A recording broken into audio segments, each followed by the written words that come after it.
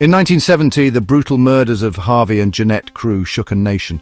The official story was a carefully constructed lie.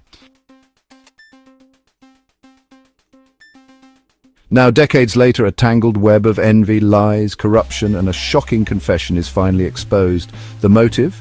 A family's toxic greed for inheritance. Jeanette Crewe inherited her mother's wealth, cutting out her father, Len Demler, and her sister, Heather Demler. Heather and her husband, Robert Souter, a man disliked by Jeanette's mother and allegedly a discharged bankrupt, had much to gain, and family tensions were high. Colin Sturrock, the family lawyer, lost control of the inheritance when Jeanette became the sole heir. He was the first person Len Demler contacted after the murders and had a vested interest in regaining control of the estate. A .22 BSA rifle loaded with Colonial Ammunition Company bullets, the same caliber and brand of bullets as killed the Crews, emerges.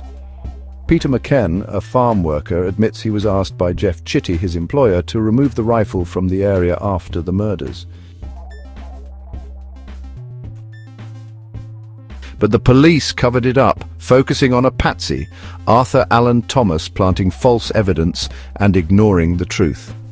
Detectives Hutton and Johnson were caught lying about their presence at the Crewe crime scene and fabricating evidence to frame Thomas. Witnesses were discredited. Bruce Roddick saw Norma Eastman, Len Demler's girlfriend and later wife, at the scene, but was gaslighted and attacked.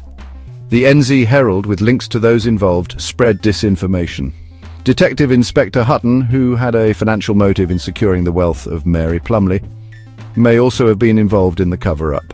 Plumley died in a beach house belonging to a relative of the owners of the NZ Herald, further pointing to a media conspiracy. And now, one of the original detectives breaks his silence. Ross Meurant, a Crewe homicide crime scene detective in 1970, has made a stunning admission. In a draft book, Meurant states that Len Demler murdered his daughter and son-in-law.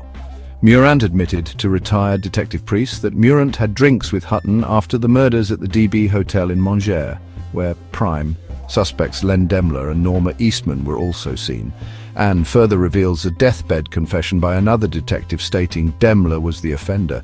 Who was really responsible? The Demler family, Colin Sturrock, Detective Hutton, and the police? A network of lies protected the guilty for too long. Len Demler is now named as the offender. Now, the truth is undeniable. The case is being reopened.